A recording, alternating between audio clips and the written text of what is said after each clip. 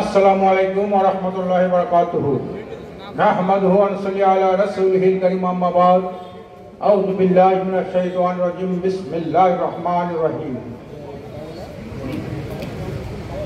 ঐতিহ্যবাহী জেলা টাঙ্গাইল জেলা শাখা কর্তৃক আয়োজিত ইসলামী আন্দোলন বাংলাদেশের পক্ষ থেকে আজকের এই বিশাল জনসভার সংগ্রামী সভাপতি উপস্থিত আছেন। ইতিমধ্যে শুনেছেন বঙ্গ অভিভাবক,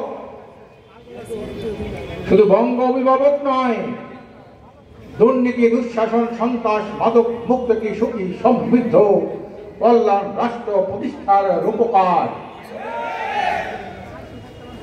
ইসলাম দেশ মানবতা বিরোধী অপশক্তির বিরুদ্ধে তিনি অতন্ত্র প্রহরী ভূমিকা পালন করেছেন। তাই না, 5ই আগস্ট বিপ্লবের পূর্বে তিনি ছাত্রদেরকে রাজপথে নেমে সাহস জুগিয়েছেন, শক্তি জুগিয়েছেন, তাদের পক্ষ নিয়েছেন।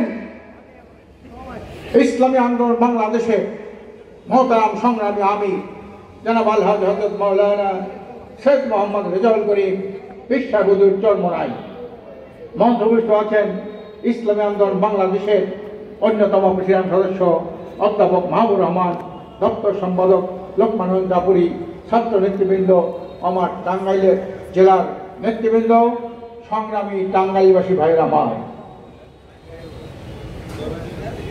ছাত্ররা 5ই আগস্ট আওয়ামী আযাব এবং গজব থেকে জাতিকে মুক্তি দিয়েছে। আওয়ামী লীগ একটা গজবের নাম, আওয়ামী লীগ একটা আযাবের নাম, আওয়ামী লীগ একটা ধ্বংসের নাম। আওয়ামী লীগ দেশের 28 লক্ষ কোটি টাকা বিদেশে পাচারকারীর নাম। আওয়ামী লীগ এই দেশটাকে ভারতের অঙ্গরাজ্য বানানোর ষড়যন্ত্রকারীর নাম। আওয়ামী লীগের প্রধান শেখ হাসিনা লেডি দেবদূত দর্জির ভূজায় অবতীর্ণ হয়েছিলেন। আপনি ভারতকে কি না দিয়েছে সে? একটা স্বাধীন সার্বভৌম দেশকে একটা পরাধীনতার আবরণে সে আবদ্ধ করেছেন। আমরা ধিক্কার জানাই, এদেশে ইমানদার দেশপ্রেমিক ভাইরাও সম্মিলিতভাবে আওয়ামী দুঃশাসন থেকে জাতিকে মুক্তি দিয়েছেন। আমি ডক্টর ইউনূস সাহেবকে বলবো, আপনি একজন গ্লোবাল আইকনিক লিডার, একজন যোগ্য মানুষ। আমি বিশ্বাস করি আপনার আমলে 8 বছরের 6 বছরের শিশুরা ধর্ষিত হয় কিভাবে, আপনার আমলে চাঁদাবাজি দখলবাজি করে কিভাবে, আপনার আমলে আওয়ামী ফ্যাসিস্টদের আজকের যারা সহযোগী ছিলেন তারা কিভাবে আবার প্রশাসনের বিভিন্ন স্তরে তারা ঘাটতি মেরে বসে আছে। আমরা জানতে চাই আপনার আমলে আওয়ামী ফ্যাসিস্ট ছাত্রদের ঘরে বুকে গুলি চালিয়েছে, রক্ত ঝরিয়েছে, পঙ্গু করেছে, সেই দেশবিরোধী শক্তি কিভাবে দেশ থেকে পালালো আমরা জানতে চাই।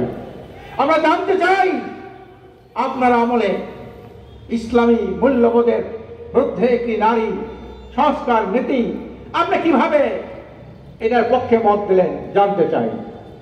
আপনার হুঁশিয়ার থাকা উচিত, আওয়ামী লীগ দাবি করে তার স্বাধীনতার পক্ষের শক্তি। এই দেশের জনগণকে আপনি চেনেন না। জনগণ এমন যাকে ভালোবাসে 14 হাত মাথার উপর উঠায়, যাকে ভালোবাসে না 14 হাত মাটির নিচে তাকে দাবিয়ে দেয়। আপনি জানেন এই দেশের মুসলিম লীগ লড়কে লেঙ্গে পাকিস্তান, মারকে লেঙ্গে পাকিস্তান, কায়েম করেঙ্গে আল কোরআন বলে পাকিস্তান সৃষ্টি করেছিল 1946 সালে। 1954 সালে সেই মুসলিম লীগকে ভরাডুবি করে দিল।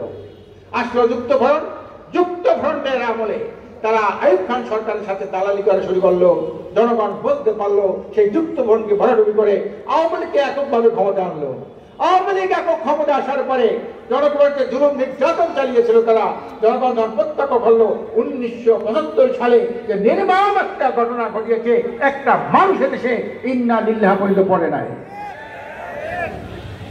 সংগ্রামী ভাইরা আমার, কাজে এখন আপনারা চাই এই দেশটা একটা সুখী সমৃদ্ধ কল্যাণ রাষ্ট্র প্রতিষ্ঠা হোক। তোমরা দেখলাম 53 বছর ইতিহাস রক্ত দ্বারা ইতিহাস, 53 বছর ইতিহাস, মানুষের ভোটাধিকার করা হয়ে ইতিহাস, 53 বছর ইতিহাস, দুর্নীতির মাধ্যমে ক্ষমতাসীনদের ভাগ্যের পরিবর্তনের ইতিহাস, 53 বছর ইতিহাস, আমার পার্শ্ববর্তী দেশ ভারতের স্বার্থ রক্ষার ইতিহাস।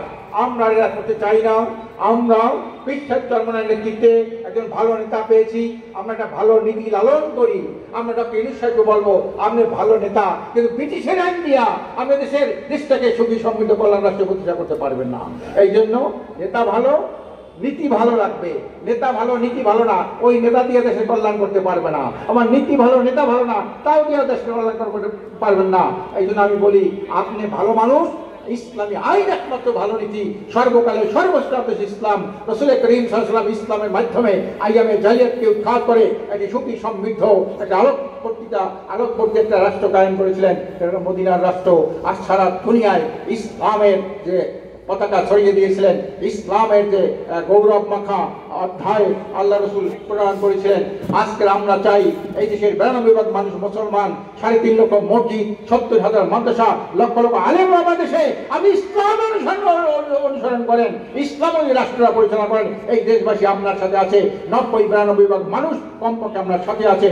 আপনি দেশটাকে ভালো করেন, উন্নয়ন করেন, আপনি কাউকে ভয় পাবেন না। আর ইসলামের বিরুদ্ধে আপনি কোনো কর্মকাণ্ড করবেন না। যদি কর্মকাণ্ড করেন, হাসিনার মতো কিন্তু আপনারও পরিণত হবে।